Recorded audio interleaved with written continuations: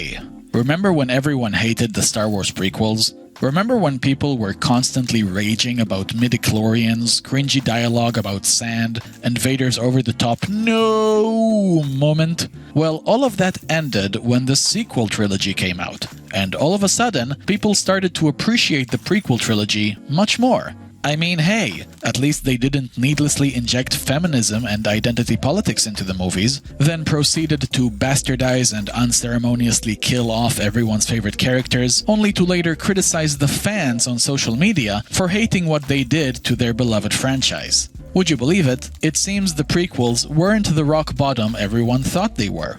Same thing goes for the Hobbit trilogy. Remember when everyone thought the Hobbit movies were terrible, CGI-heavy messes that took a children's book and unnecessarily turned it into The Lord of the Rings Part 2?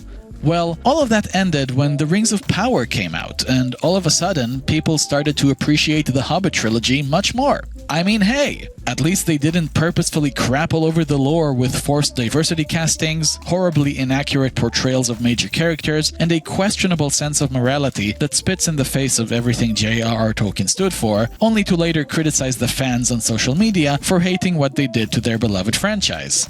Would you believe it? It seems the Hobbit films weren't the rock bottom everyone thought they were. Which brings me to Indiana Jones, and if history can teach us anything, then I predict a sentimental resurgence of Kingdom of the Crystal Skull in the next 6 months. Remember? Remember when South Park made that episode where George Lucas and Steven Spielberg rape Indiana Jones? Remember when the entire internet was bitching about Shia LaBeouf, aliens, and CGI monkeys? Well, I think we can take Kingdom of the Crystal Skull off of the haters' blacklist because the trailer for the new Indiana Jones movie just dropped, and oh boy, this doesn't look good. First things first, Indiana Jones and the Dial of Destiny is by far the weakest name in the entire franchise. They really couldn't come up with anything better than this? The Dial of Destiny? What is this, a magic phone or something? Hello? The trailer doesn't really answer that question. And speaking of which, I didn't like this trailer at all. But before I actually talk about the trailer, I have to ask, who is this movie made for? I mean, do Indiana Jones fans really want another installment? Are people clamoring to see Harrison Ford reprise his iconic role in 2023 when he's 80 years old? As an Indiana Jones fan myself, I highly doubt it. I personally was very content with not having another Indiana Jones movie ever again. I like my Indiana Jones just the way he is right now, thank you very much. Untarnished and undefiled. To me, Indiana Jones as a character is on the same level as James Bond, a symbol of masculinity, a vehicle for the male fantasy, the guy everyone wants to be and the guy every girl wants to be with, etc., etc. He's cool, he's suave, he's a badass, he knows how to fight, he knows how to get out of a tight spot, he's great with the ladies. Most of the time. He's that type of character. You know the one. The type we don't get anymore. The type we're not allowed to get anymore. Just look around. Let's face it. We live in the era of woke Disney and No Time to Die, where our favorite characters are either ruined, killed off, or both. They did it to Luke Skywalker, they did it to James Bond, so why should I expect anything different when it comes to Indiana Jones? And it's not like the trailer does anything to alleviate my concerns, far from it. Harrison Ford looks old, tired, and out of his element in this trailer. It was a stretch way back in 2008 when Ford came back for Crystal Skull, but now, this is just sad. He needs heavy effect work to assist him. And while some of the CGI in the trailer does look good, especially in this shot where his face is de-aged, in other places the CGI looks god-awful, like right here.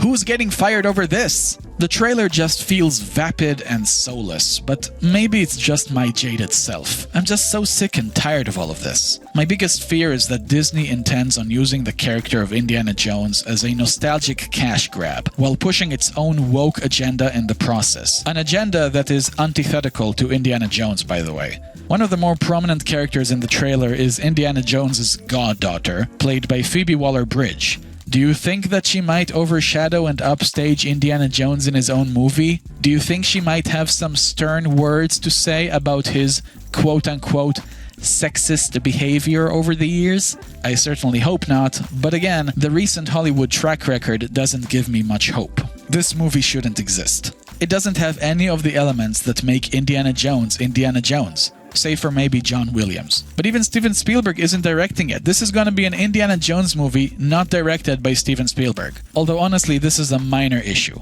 A major issue, which enables most of the major elements of the character, is his youth. I actually would have been more hopeful if they'd recast the role and gave it to a younger actor, and just delivered a classic Indiana Jones film for a new generation. But by recasting Ford, it actually takes away from the character. This will be the first Indiana Jones movie where he doesn't have a love interest, and he's not gonna be a credible action hero. This isn't Indiana Jones. This is nursing home Indiana Jones. It's not the same thing. Look, I may be completely wrong about everything I just said. Maybe this movie will be alright after all. Maybe the filmmakers will respect the character and what he means to his fans. Maybe the film will maintain the tone, the fun, and the feeling of adventure from the previous installments. Maybe Disney won't shove in its agendas and lecture us about toxic masculinity and how horrible Indiana Jones used to be as a person. But I've been disappointed too many times by now to have these expectations. It's a sad state of affairs when a new trailer for a beloved IP is released, and instead of feeling excited, I'm just filled with apathy. I hope I'm wrong when I say this, but I think this movie's gonna suck. But hey, if I'm wrong, then I'm a CGI monkey's uncle.